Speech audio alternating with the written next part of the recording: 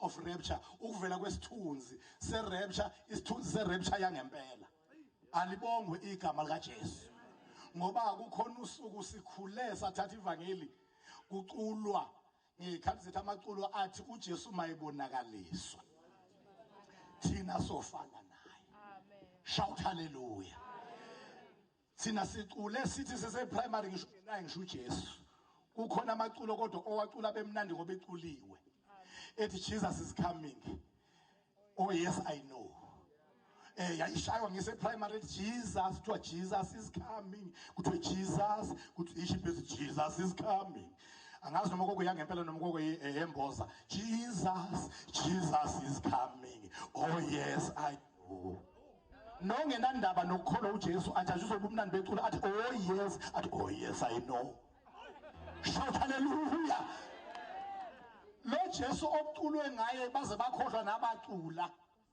kulayini wa-assembly esikoleni sekuseduze kusejikeni ukubonakala kwakhe angiqale lapha ke before singene kulezi ithunzi ezisho ukuhluthwa kwebandla ngiqale ngokusho what rapture is not yini okungesikhona ukuhluthwa kwebandla khona abantu abathi uma beshumela emlindolweni kuzongcwatshwa umuntu ngakusasa begqoke wona ama uniform esonto akhulume ngesibindi akhuluma into engekho eBhayibhelini athi washo uJesu wathi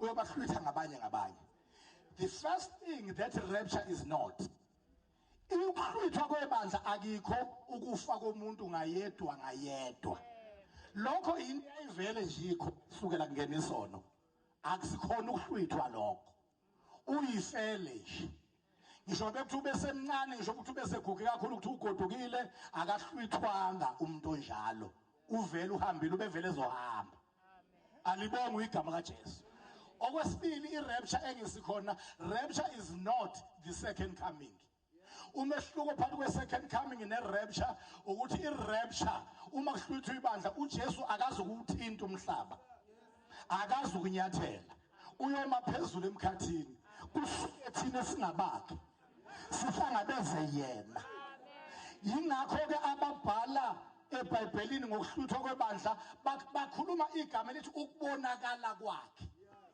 abasho ukuthi ukubuya kwakhe yingakho kuthiwa silindele singabombuso wasezulwini lapho silindela khona ukuvela hayi ukubuya ngoba uma esebuya ubuya nathi kodwa uma ebonakala ulanda thina shout hallelujah ukhona umehluko phakathi kokubuya kwakhe nokubonakala kwakhe i-event number 1 ngoma ngalandiswa ngokwesequence elindelwe yibandla manje akuyona eyokubuya kaJesu eyokubonakala kwakhe uma ebonakala uyobonakala kulabo abakholwa nguye kodwa uma ebuya onke amehlo ayembona zonke izizwe ziyolila ngaye onke amadolo ayoguqa ilimi zonke zivume shout hallelujah sishaya sama highlight njengoba sikhuluma sakuyishumayela nje le ndaba ke ye-rapture uNkulunkulu uqale wayenza wayiprefigurisha ngo-Enoch. U-Enoch is the man ophile njengabantu bonke njengami nawe waqala njengabantu bonke impilo wathi uma eqeda 365 years coincidentally kuvele kulingane nezinsuku zonyaka kodwa yena kuyiminyaka e365 kwangathi uvala ipage leminyaka u365 ulivala kuhle kwakho uvala insuku ezu365 ngoDecember 31 wathi uma ithi nje 365 wathi ngiphilile njengabantu kwenele ngikaniwe ngazala ngaphila ngadla ngasutha ngagiya ngasina kodwa manje sengizohamba noNkulunkulu lithi iBhayibheli uEnoch after 365 years wahamba noNkulunkulu uyabona uma kuthiwa wahamba noNkulunkulu akushiwo into encane kukhulunywa uhamba athi uyalithatha wathi uNkulunkulu bakulindele ekhaya unkosikazi nezingane wathi uEnoch lento ngi-experienceile akekho omunye ngaphambi kwami oke wa-experience ngeke ngayiyeka sengifike kuyona abahlala unkosikazi nezingane ngoba bevele uma ngifa bebezosala so abahlale kahle ngingafile ngihamba nawo shout hallelujah zabalo insuku kwaphela amaziki kwaphela iminyaka uEnoch ehamba noNkulunkulu kanti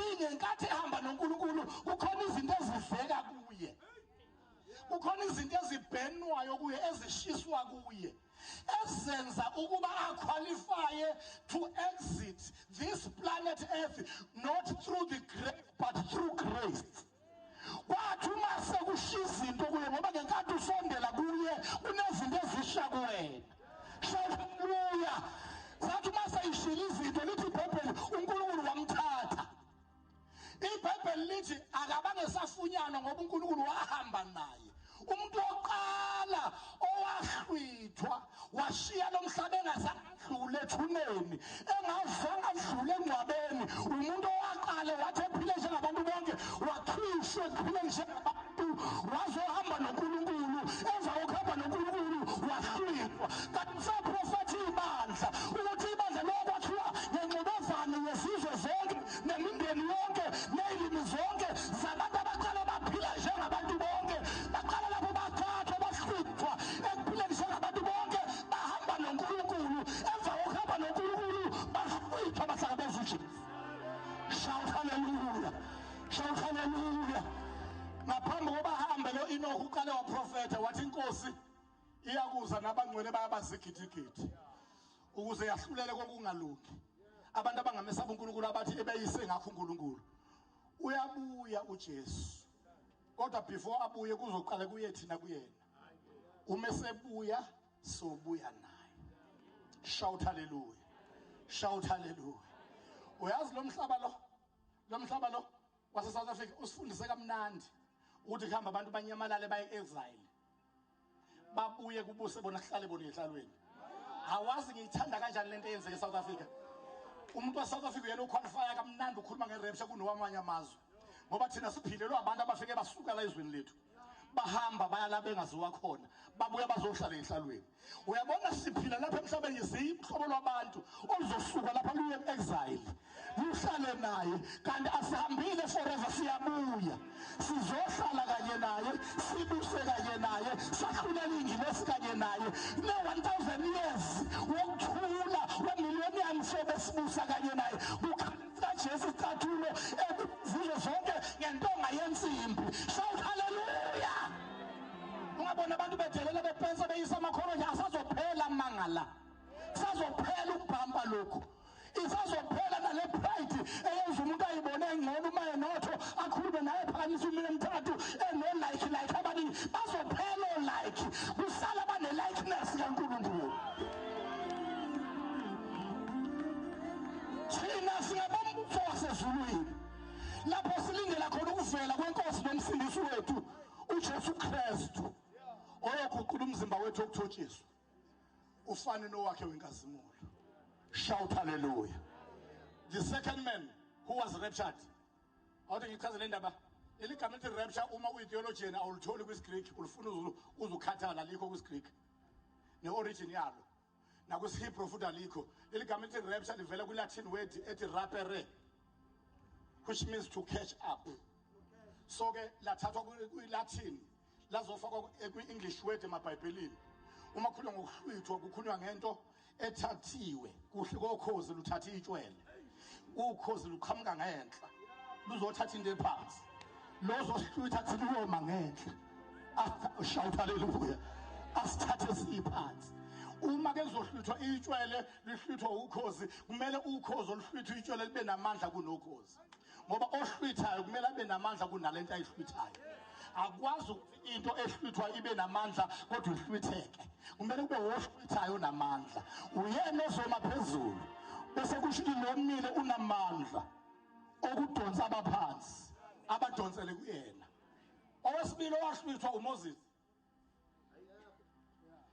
The second man who was raptured is Moses. Owathi enza injwayelo sekuzongena eKhenani kwathiwa kakhulume nedwala wangakhuluma nalo wafuna ukuphinda akwenza liphuphuyo eGibhithe walishaya la isutha induku lela dwala ngenxa ukuthi uMoses wayenza into ayaziyo eyeka le ayitshelwayo ngoba engayazi la isutha induku ngenxa nje ukuthi uMoses ufuna ukuphinda ayijwayela ayaziyo ucawa ile ayitshelwayo kanti akayazi. Uma sekuya ngainto kaNkulunkulu wofunda ukuthi uma kuNkulunkulu yenza into ngisho ungayazi ungaresorteli koyijwayele kanti utshelwe le uyeke uyazi. Shout hallelujah. Walishaya wayesethi uNkulunkulu ngoba awukholwanga yimi nino Aaron ukuba ningikhazimuse kule nhlanganiso. Awuse ungena eKenani. Walitshengiswa nje eKenani walibuka. Wangangena kulona. Bese lithi iBhayibheli lami nelakho ke uNkulunkulu wambela. uMoses wafela khona lapha entabeni yaseSinayi, uNkulunkulu wambela uMoses entabeni yaseSinayi. Abanye baligcina lapho uMoses embelwa. Kubi ugcina impilo yakho umbelwa. Kanti kukhona uNkulunkulu akwenzile after usumbelwa. Ngoba khona inkinga ubona ukuthi lapha uzogqitshwa. Kanti indaba iphelele igqitshweni khona kuzokwenzeka after ugqitshwa. Wanele wambelwa kwasuka idebate ezulwini. Phakathi kwaNkulunkulu nengilosi kaNkulunkulu. Ingilosi kaNkulunkulu zabambisa uNkulunkulu iCaucus. Zathi kubo bonke abantu ongabadedela bayofihlwa ethuneni. Baba usungathetha ngisho uMoses pho. Uthi uyazi ukuthi ubani lona omngcwabayo uma ungcwaba uMoses? Ungcwaba umuntu ofika wahlala naye for 40 days and 40 nights engadle engaphuzi ebhala imithetho yakho. Ebhala onke iTorah from Genesis to Deuteronomy. Engadle engaphuzi edla wena nenkazimulo yakho. Wehlegcwele wena nenkazimulo kangangoba wathi uyakhuluma nabantu abantu akangakwazi ukuthi bambone ngoba wabaxhopha exhoshwa yinto ifake kuyena. Uthatha lento ifake kuyena uyigcina phansi ethumeni emhlabathini. Zathi ngithi baba sivumele sayini incwadi esivumela ukuthi siyosivumbulula isidumbu sikaMoses siyasifuna la. Lona yena akusiyena obasethuneni ukuthi akhishwe ethuneni ajoyine iNoki. uNkulunkulu waendosa zesingilosi ziholo uMikhayeli. Zafike zabambana nezikaSathane lapho umbango urekhodwe encwadini kaJuda 1:14. Uthi zathi mazilwa kodwa uMikhayeli akangahlambalaza. Avela athi Sathane uNkulunkulu uyakujezisa Sathane. uNkulunkulu uyakuyala Sathane. Shout hallelujah. Yanqobe kaJehova wakhishwa uMoses ethuneni kwenyukwa naye kwayiwe ekhaya ezulwini. Esephuma emhlabathini kanti useprofeta izaba luhlobo lwesibili labantu unokumela abantu abazothi bephila bashiya umhlaba bengazange baye ethuneni. uMoses yena uyiprefiguring yabantu abazothi bephilile bakholwa bafa bangcwatshwa kodwa kukhonjwe emathuneni bayohlwithwa phakathi emathuneni. Shout hallelujah. Shout hallelujah. Shout hallelujah. Wena nenkinga ukuthi uMoses wakhathwa isidumbu sakhe wahlwithwa wasuka ekhaya. Awufunde kahle iBhayibheli lakho uma uJesu esekhuleka entabeni. Wathi ekhuleka entabeni yemnqumo elanda uPetro noSimon noJohane wehla uElijah wehla noMose. Baxoxa ngokufa nokuhlupheka kukaJesu. Batshela umuntu ozofa alibonga igama Jesu. Batshela futhi umuntu ozoya ezulwini. uElijah wavela wakhuluma noJesu ngale phathi nje le yokuya ezulwini akangayiphathi yokufa ngoba engafanga. Ngenkathi bexoxa noJesu lapha entabeni uElijah wathi mina Jesu ngizokutshela into eyodwa nje ukuthi noma ukuthi uzodlula kwenjani inkinga mntaka baba leyo phathi angizungena kuyona umfowethu uMoses lo uyena ozoyixoxa uyena ozoaddressa leyo ndaba uyena ozazi kangcono lezo.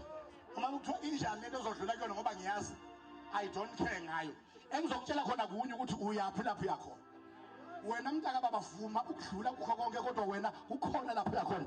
Uya enkazimulweni lapho nami ngivela khona. Shout hallelujah. Shout hallelujah. Into engiyithande ngoJesu akabaqhelelanga abantu asebedlule lapha angakadluli khona. Ngoba abanye bethu sisuke siphakame kakhulu sibagcwanekela abantu kanti sesigcwanekela nabantu abadlulile lapho thina singakadluli khona. Abanye babantu bebengasisiza kwesizodlula kukho abebesasiza uma sesingene kukho ngoba sabedelela kakhulu singakangeni. Sacabanga ukuthi bangene bona ngoba bengakholwa kanti bangene nje nathi siyalandela siyakhona. Kwaqhamuka uElijah waqhamuka uMoses wazomtshela ukuthi ke lento yokungena ethuneni ke into edlulayo. Mina esikaNkulunkulu isandla sangilanda phakathi ethuneni.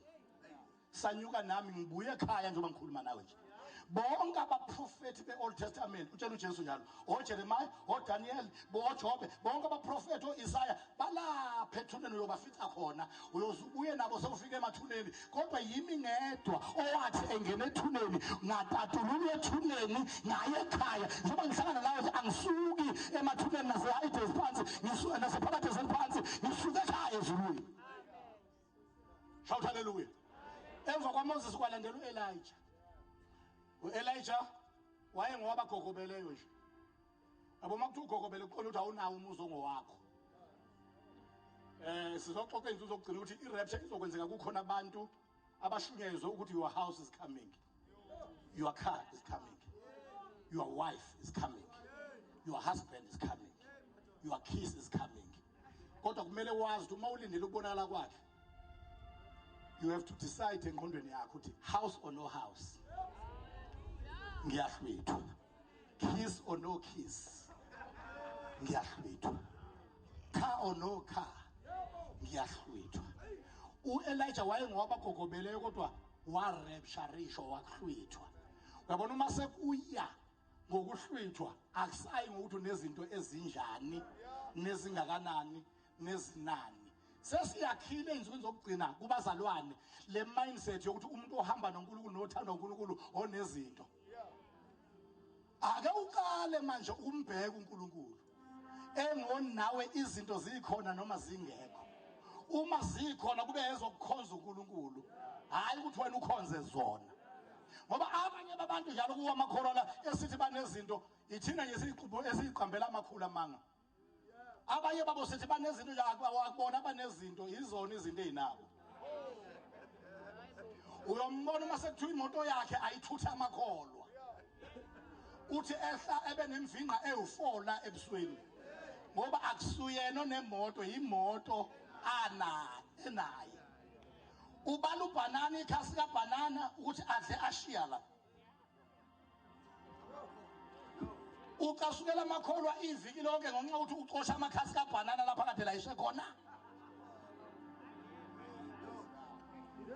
Nalemizi yenemihle nikade lemizi yenemihle uma senitshale imbali kuyona kunyathela ingane yamakholwa nicrossa ufuna ukuyishaya ngesagila ingane ufuna uyiqeda ngesagila.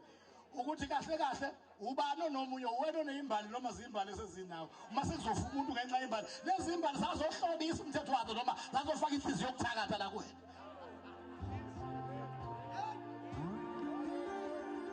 Thina singabombuso wasezulwini. uElijah wahlwithwa emele abazohlwithwa bengazange baye ethuneni. Yezona bazalwane asambe nayo le ndaba yahamba le ndaba kwaze kwafika uJesu obebikezelwa ama-rapture manje asemathathu Enoch kwazoba uMoses kwazoba uElijah wayeseyazalwa uJesu washumayela uJesu awuthi ngifast forward kwafika isikhathi sokuthi uJesu akafe wafa uJesu wembelwa uJesu. Yezona bazalwane umembelwa uJesu ngosuku lwesithathu wavuka uJesu. Bangizwa abantu abakhona kodwa ngenkathi efa khona into eyenzeka iprepare uRapture number 4 elenge esiphambanweni leliBhayibheli kwabamnyama ezweni lonke. LeliBhayibheli kwazamazama umhlaba. LeliBhayibheli kwavuleka amathuna. Bese lithi iBhayibheli kuMathewu 27 verse 50 ngenkathi evuleka amathuna abafileyo basemathuneni abangavuka kwaze kwaba usuku lwesithathu. Avela avuleka ngoday 1 efa abafileyo balinda kwaze kwathi lo fayo kwaphuma yena kuqala. Yingani bemlinda kanti amathuna avuleke ngelanga afe ngalo ukuthi uyena okumele abe yifirst born nefirst fruit abe ulibo lwabavukileyo kumele kuphumela kuqala balandele ngemuva. Shout hallelujah. Ngosuku lwesithathu wavuka uJesu. Wangavuka yedwa. Wavuka nabangcwele. Lithi iBhayibheli abangcwele baphuma bebonwa ngabantu bonke. Behambe ezitaladini zaseJerusalema beyongena emzini ongcwele. Ingaleso sikhathi ke uMaria ahlangana noJesu kuvuke laba ebengakayi ekhaya. Wathi uMaria uyamthinta uJesu wathi mama ungangithinti. Ngingakayi kubaba. Kanti une trip yokuya kubaba. Waphindwa wakhipha imessage number 2 wathi hamba utshela abafundi bami ukuthi ngiyabandulela ukuya eGalile. Hawu kanti uya eGalile. Uya kubaba uya eGalile. Uma eya kubaba akathintwa, uma eya eGalile useyathintwa. Ngoba lapha eGalile wasukela uThomas wathi faka isandla emanxebeni ubone ukuthi yimina. Kodwa esaya kubaba wathi ungangithinti. Ungakadinga ethi ungangithinti.